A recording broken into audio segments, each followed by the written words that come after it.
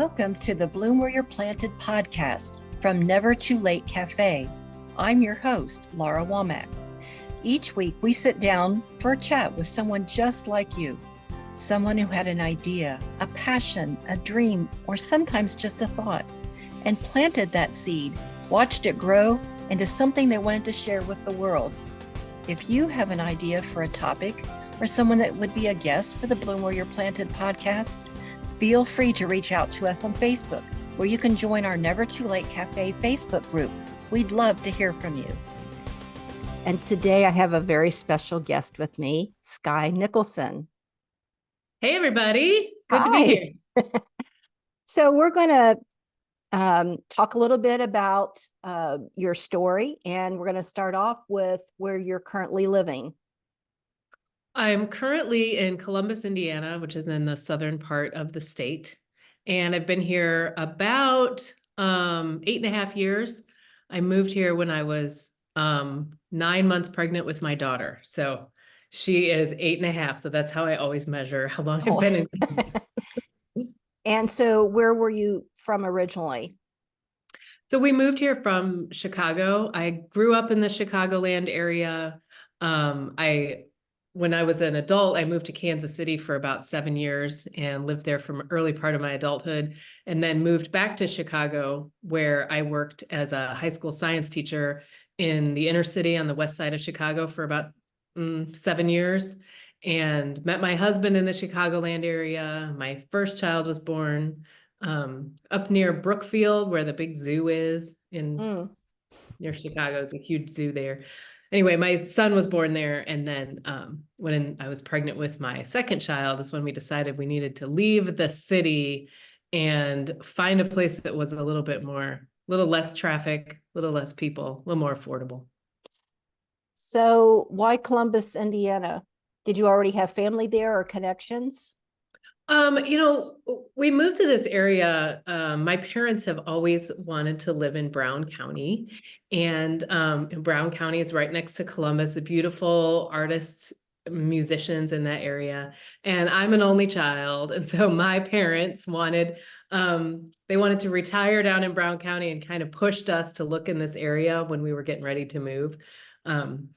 My parents having their only grandchildren nearby was a big important thing to them. So we came down and we visited this area and really liked it. And it's been a great place to raise kids. Awesome. Well, I've been to Chicago a few times. I actually flew out of there when I was 13. And at that time, it was the largest airport in the world. Oh, yeah. So yeah, O'Hare Airport. I remember being a kid in O'Hare. That was a huge deal for me of never having been out of my area. So yeah, Chicago will always be my hometown. I think, we've been back to visit a few times.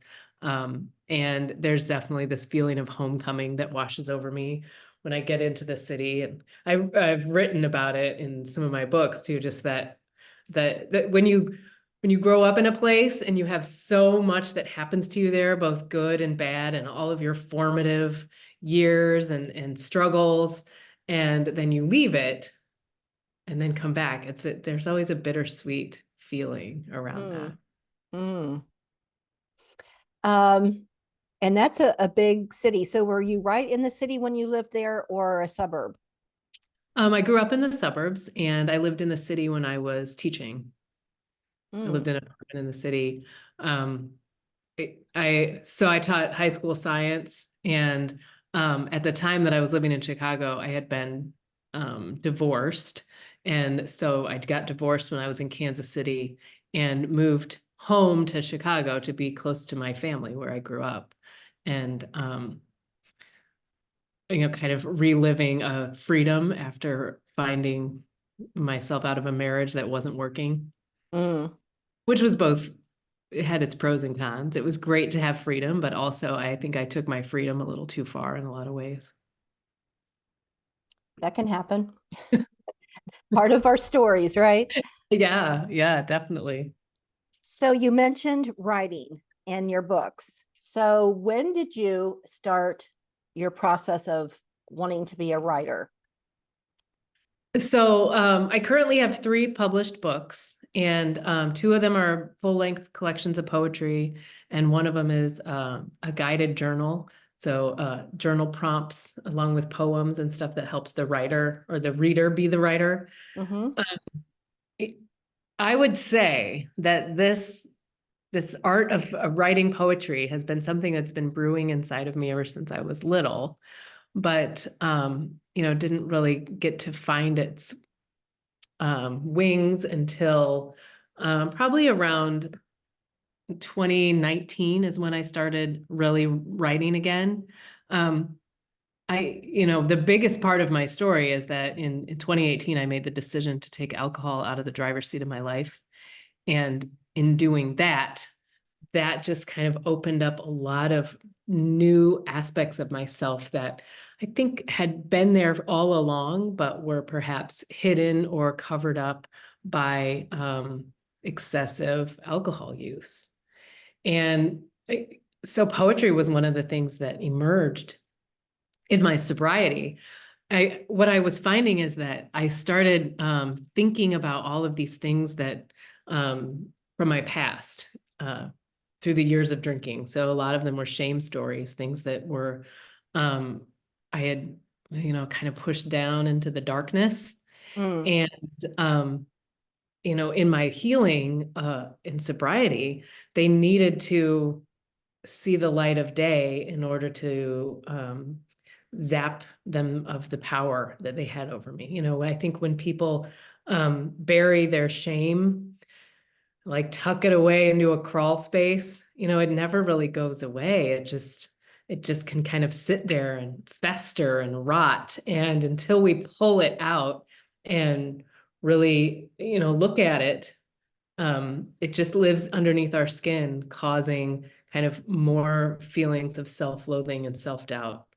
So poetry was a way for me to take all of those old rotting things and pull them out, write about them, turn them into a poem, which is kind of like taking something yucky and turning it into something beautiful, which is where alchemy comes from. The alchemy, but several of my books have the word alchemy in them. And so that's I feel like that's the true power in art and creation, whether it's poetry or visual art or music or whatever, is that it has the ability to transform something from darkness to light. I like that. I like that. And yes, alchemy is a big theme. You can tell that you have been involved in the sciences when you read your book. And Yeah. so how did that come about to formulate not just poetry and writing and the stories, but including the science in it? Was that because science was very much ingrained in you as an Yeah, I think so. educator? Yeah, absolutely. I mean, I've always been interested in the natural world. And so in my previous life, right out of college, I was an environmental engineer. So I actually went to college to be an engineer, like my dad. Mm. And so right out of college, I worked for an engineering consulting firm, and environmental engineers, quote, real engineers like to just call us like the dirt diggers and stuff. So what I would do is I would go and we would dig these big bores, like holes into the earth, and do soil samples and water samples. I got to do some really cool things. I got to go to rail yards and test the groundwater underneath that was highly contaminated with diesel fuel. And so I'd go out in all hours of the day and night, and whether it was cold or rainy or snowy, it didn't matter. I would go out to the rail yard and I would do testing of this groundwater. I got to go on some train derailments. So it was kind of Wow. it was a neat career for someone in their early 20s, but it wasn't really it wasn't my calling. I'm much more of a people person, and to be an engineer, you kind of to go up in your field, you just have to become more and more and more of an engineer. And I really wanted to do more with the public and with people. So I decided to go back to school and get my teaching degree. So I went and got my master's in education and started teaching science. So yeah, I've always loved the aspect of science. So what grade level did you teach? I taught high school. I mostly taught freshmen and seniors. It just kind of One end to the other. yeah, the two ends. I really enjoy teenagers. I still do some work with teenagers. Actually, now the work I do is mostly around poetry, but not poetry as English teachers teach poetry. My approach is helping kids access poetry as a tool to process all of the junk that they're dealing with in their lives. Wow, that sounds very healing because our teenagers definitely have some unique challenges. And so Yeah. so writing through that would be very helpful. I don't know. Yeah, I found writing to be probably the biggest tool for myself in my healing journey. And so, I found that in various aspects of my career as once I got sober and started writing and then started building my coaching business, is that helping other people use writing was a really important aspect of coaching as well. And so kind of, those two things overlap really nicely. So into the coaching part, is that just with people in recovery or is it in general? No, it's definitely in general. When I first began my coaching business back in 2021, I went through a training with a woman named Annie Grace, who wrote a book called This Naked Mind, Control Alcohol. And that book was the very first thing I read when I decided that I needed to take alcohol out of my life. And that book is what really helped me shift my mindset around my relationship with alcohol. It was a huge, huge help to me. And so I ended up going through her coaching training. Actually, my aunt, who also stopped drinking after she was reading my blog, she sent me the information about Annie Grace's coach training. And so kind of like, it was really neat how it all went full circle, is that I started writing about my sobriety, that helped my aunt, and then my aunt helped me find the coach training.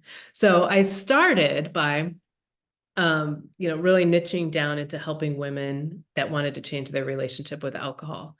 But what I found when I started coaching people was that, much like my own experience, alcohol is just a symptom. Mm. The issues are deeper, and that people turn to alcohol as a way to avoid, numb, and not really have to get into some of the deeper issues.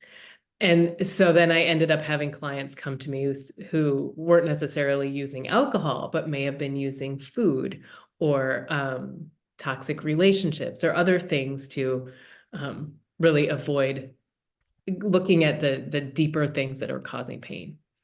And so like I like to use the metaphor of taking alcohol away as like draining the ocean.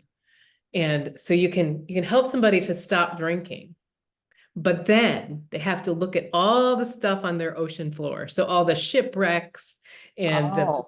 coral and the the dying sharks. Then now you got to really clean up your ocean floor.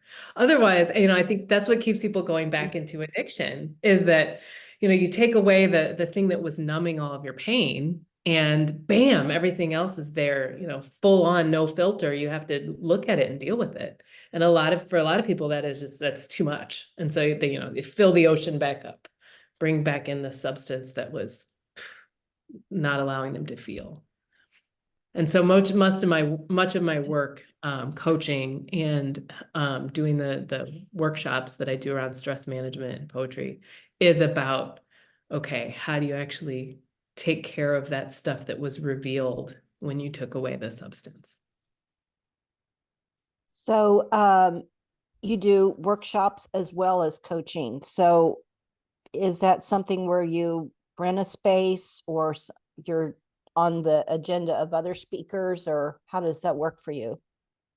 So most of my workshops are with either businesses or community groups. And so they'll have me come into their space and lead a workshop. And sometimes it's a one-off, an hour lunch and learn. And sometimes it's a workshop series.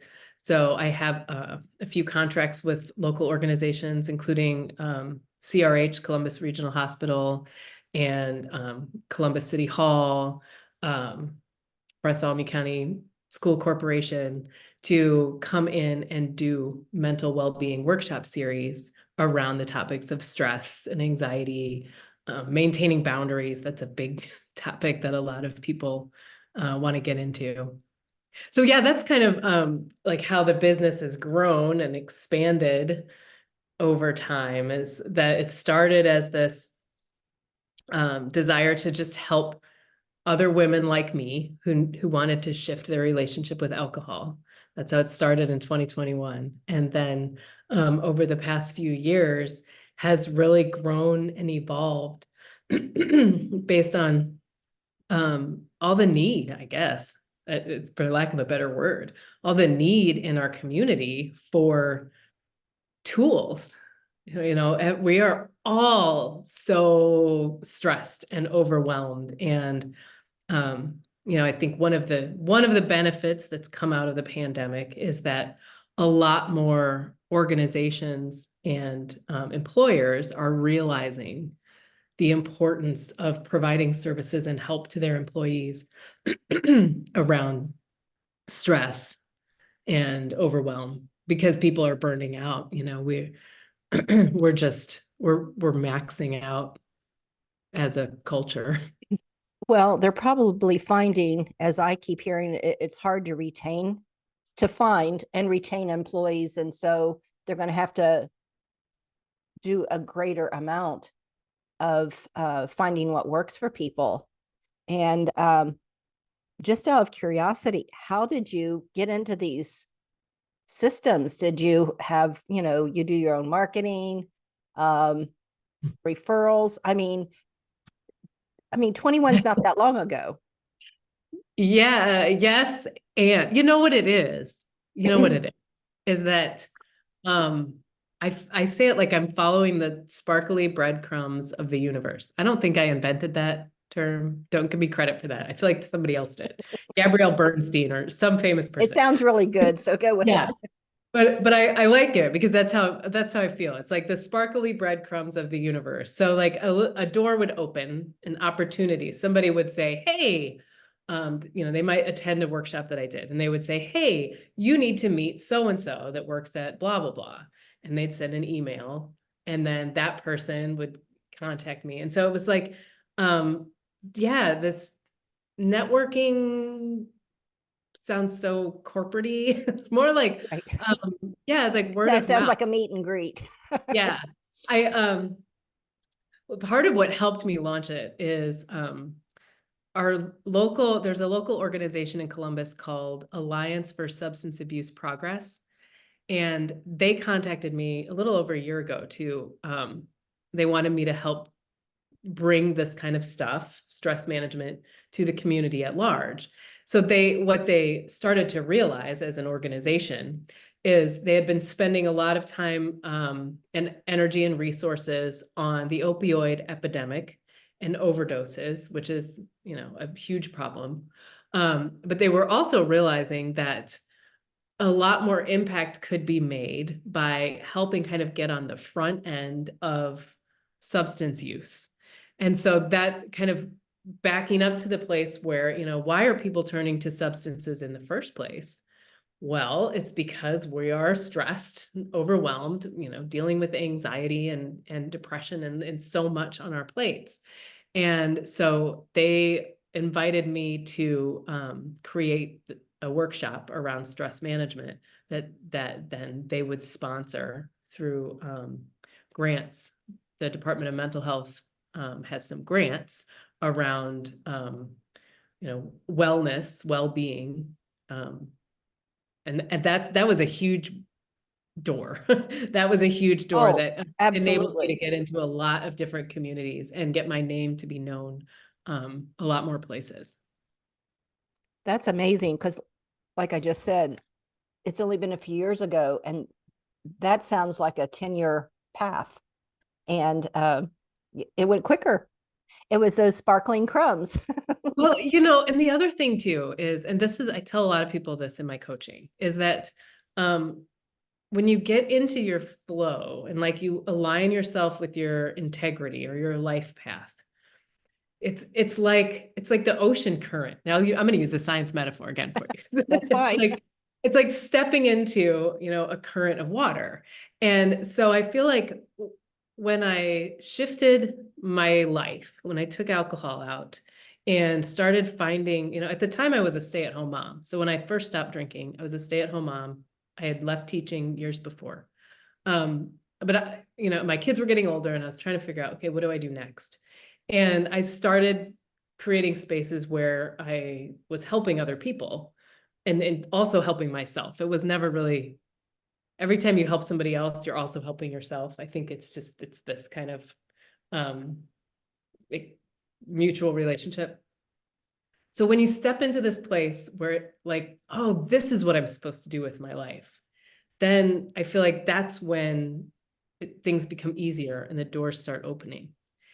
Because I've noticed, even in this path, this journey that I've been taking, that anytime I've kind of get out of alignment with my integrity, and I'm either seeking like money, I'm like driven by ego or money, or like, I don't know, just somehow out of alignment, I start hitting walls and things find dead ends. And so then I have to stop and kind of pull back and go, okay, what's wrong here? And, I always realize like, oh, I'm in my ego mind, or I'm being, I'm seeking validation rather than, being honest and in line with my integrity. So is that process that you just described, is that part of your coaching? Because I'm sure that some people, they reach a level, say the substance is gone and they've examined some things, but then there's another plateau. Mm. And Yeah. kind of like the advanced student. Mm-hmm. So is that also something that, you'll find some people, people drop out, people don't, it's either too painful or whatever to go forward. And then you have those that are full steam ahead. Mm-hmm. So it sounds like you have to be very diverse in all the people that you're working with, because they're all going to be on different levels. Yeah, absolutely. I think that deep listening, which is a term I absolutely love. I didn't invent that term either, but I like it because it was something that I had to learn and still be very intentional about, of really shifting into a place of hearing underneath what people are saying. Because oftentimes people are, what they think the problem is not necessarily why they're stuck. And so a lot of what coaching is asking questions. I'm not an advice giver. People, sometimes they think, I think people sometimes come to me thinking I'm going to help them with that. I'm going to give them answers. And, I don't have any of the answers. I don't have any answers. Everybody has their own answers. And so, but I have to listen so that I can ask the right questions to help them kind of unlock whatever is inside of them, keeping them stuck. Because once you have an awareness, it's like, boom, lights go off. And a lot of times that's all it takes for somebody to move out of the plateau, is just seeing something from like a different perspective, like a prism. Well, since we're on this subject, have you witnessed people have the aha and seeing it and still go, I'm still not ready to deal with this? Oh yeah, all the time. I do that. That's like, you just describe me. But I think I don't know. I think everybody's kind of that way. I think we all, it's because it's scary. It's scary to grow. One of my other favorite metaphors besides alchemy is the butterfly. And so, butterfly or caterpillars, you know, if you take a look at a caterpillar, you just watch it crawling along in a leaf, right? And its legs are tiny. There is nothing closer to the ground than a caterpillar, right? It is, it is down there on the ground. And all they do is eat. And they eat and they eat and they eat. Now, imagine being a caterpillar and looking around and you see these things flying through the air. You would be like, whoa, what is that? That is scary. I could never do that. Like, I can't even imagine what that would be like. And yet they're all destined to become that, you know?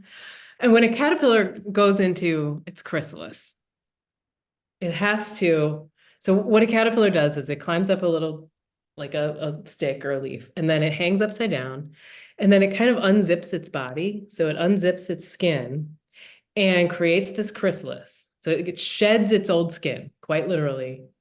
And then inside the chrysalis, it turns into goo or cellular soup. So the caterpillar's body literally unforms and becomes like slime, goo. If you were to cut open a monarch chrysalis and open it up, don't ever do that. Listeners, don't ever do it.